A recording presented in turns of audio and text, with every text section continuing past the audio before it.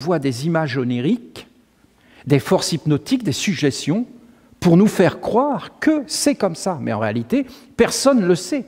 Il faut pouvoir se concentrer. Le culte de la lumière, ce n'est pas quelque chose comme ça, c'est quelque chose qui nous montre les lois de la vie. Alors voilà.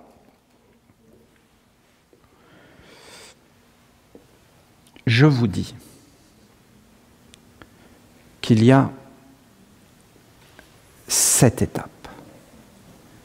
Et c'est ce qui est écrit dans les livres anciens. Dieu crée le monde en 7 jours et en 7 nuits. Jour, nuit. C'est-à-dire 7 manifestations de la conscience. Jour voulant dire conscience et nuit voulant dire inconscience. Point final. La conscience étant le milieu des mondes, et ce qui permet de passer d'un état à un autre et d'arriver à la maîtrise.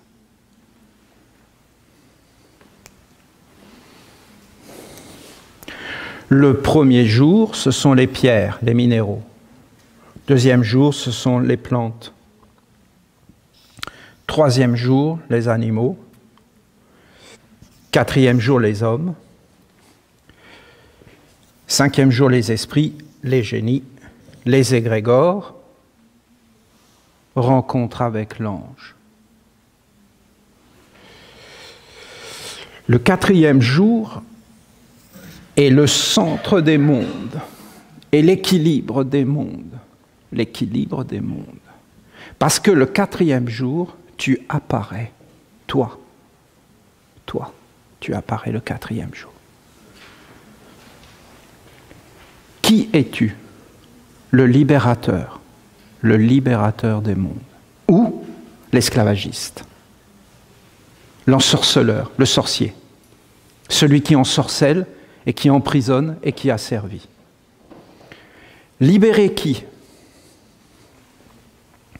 Les minéraux. Les minéraux sont des âmes enfermées en prison, qui ont chuté et qui maintenant on marche dessus.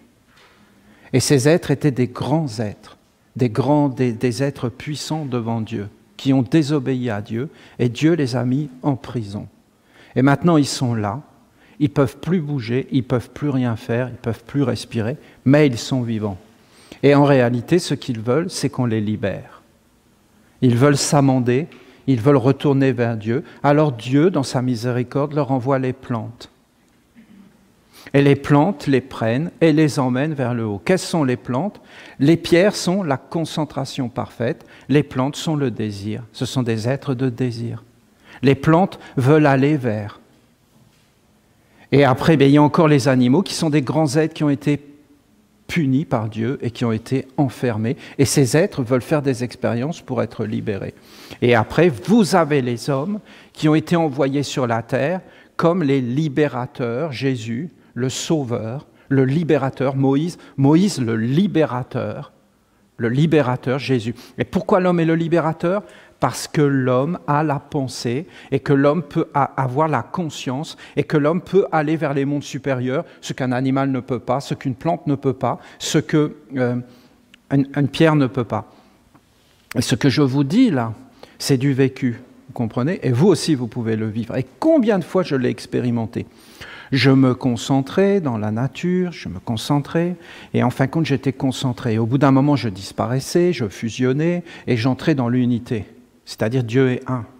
Et après, quand je revenais dans le corps, eh bien, je voyais que toute la nature autour était transformée. Et ça, il faut le voir. Et donc, on libère les mondes, ou on les a servis par nos yeux, par nos oreilles. Mais même un enfant, hein. Même les hommes entre eux, ils font ça. Voilà. Alors vous avez ça. Et ici, c'est l'initiation. Ici, de ce côté-là, c'est prendre. Pourquoi? Parce qu'ici, c'est des enfants. Et un enfant, qu'est-ce qu'il fait? Il prend. Et ici, c'est donner. Pourquoi? Parce qu'ici, c'est des parents. Et on commence à aller vers Dieu, non pas quand on prend, mais quand on donne.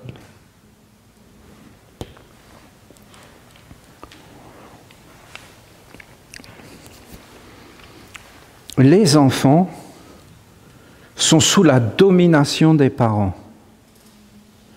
Et en fin de compte, sous la domination, avant on aurait dit des religieux. Parce que les religieux, qu'est-ce que c'est? C'est ceux qui font vivre Dieu. Oh, c'est ça. C'est ça. Qu'est-ce que c'est les religieux? Les religieux, c'est ceux qui font vivre Dieu. Vivre Dieu. Et donc, qui gouverne? Ben, les religieux. Au nom de quoi? Mais de Dieu. Et comment ça se passe? Ben, parce que là, vous avez des planètes.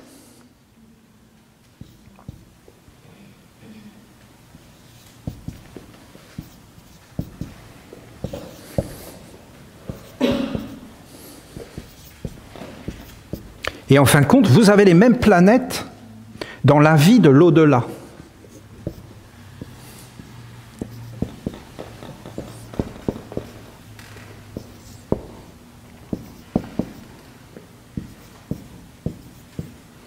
Et en réalité, vous avez ici la porte des anges, donc de Dieu, des archanges, des mondes éternels, immortels.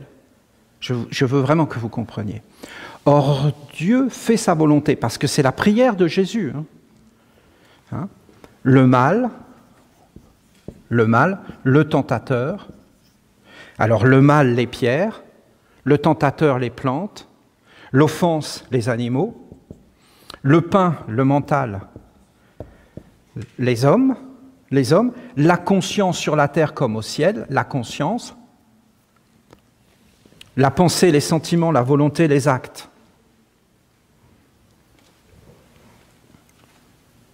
Les anges, la volonté de Dieu. La volonté de Dieu. La volonté de Dieu, c'est supérieur. Et comment elle se manifeste? Je ne vais pas vous expliquer ça trop, mais je vous explique quand même. La concentration, d'accord? La concentration. Mais la concentration de quoi? La concentration du corps physique. La concentration du corps physique. Concentration du corps.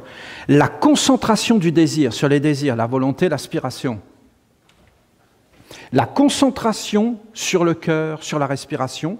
La concentration intellectuelle, mentale.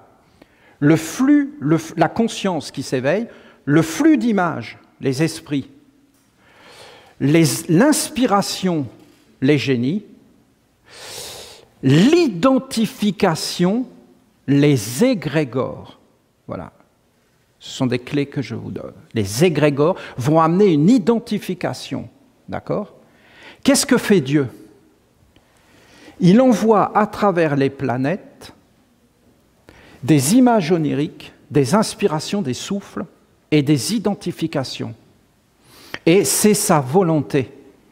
Et il place les 7 jours de la création dans un alignement parfait. Et il dit, l'homme doit vivre de cette façon en équilibre. Voilà. Et qui gère ça? Mais c'est le serpent en réalité. Et c'est pourquoi Jésus dit, soyez sages comme le serpent et candides comme la colombe. Parce qu'on appelait ça le serpent, c'est-à-dire la connaissance de l'eau, ce que l'on retrouve ici. L'eau.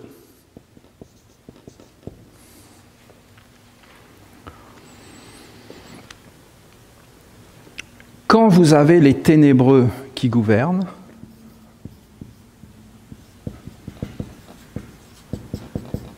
c'est les parents qui gouvernent, on est bien d'accord sur les enfants. Et après, c'est qui gouverne les parents? C'est le gouvernement. Et après, qui normalement devrait gouverner les gouvernements? C'est la religion. C'est le principe de la laïcité. La laïcité, c'est quelque chose qui vient des chrétiens. Là-haut veut dire le peuple de Dieu. Là-haut. Le peuple de Dieu. Laïcité, le peuple de Dieu.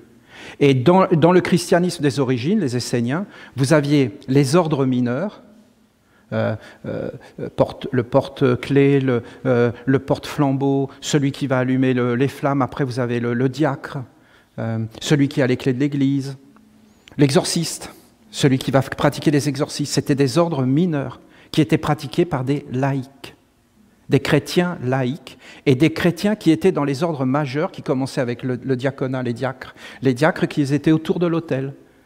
Et en fin de compte, après, vous aviez les prêtres et les ordres majeurs, les évêques, et vous n'aviez rien en dessus. C'est-à-dire épiscopat, celui qui voit de haut, l'œil de Dieu, celui qui gouverne. Et en fin de compte, la laïcité, c'était les ordres mineurs des chrétiens. Vous comprenez, ces êtres, comment ils ont tout volé, et qu'en fin de compte, ils ont tout traîné dans la boue et dégradé. Et après, au nom de la laïcité, ils vont lutter contre Dieu. Et en réalité, ces êtres sont simplement ce qu'on appelle les faux prophètes. Ils ont cherché les faux prophètes dans les religieux, mais en réalité, ces êtres ont fait descendre ces faux prophètes. Ensuite, vous avez la terre. Vous avez la terre, qui sont les pierres. Et après, vous avez l'eau. L'eau qui est le serpent. Et le serpent est là. Hein. Et en fin de compte, ce serpent qui est partout, c'est le magnétisme, c'est l'âme. Qu'est-ce que c'est cette âme? C'est pourquoi Jésus dit « Nul ne peut connaître le royaume de Dieu s'il ne naît d'eau et de feu. » L'eau, la connaissance de l'eau, toutes les influences. Dieu envoie toutes ces influences par les planètes vivantes. Et en fin de compte, les mages, les sorciers, les êtres dégradés, en fin de compte, eux, qu'est-ce qu'ils font? Ils détournent ces images, ici.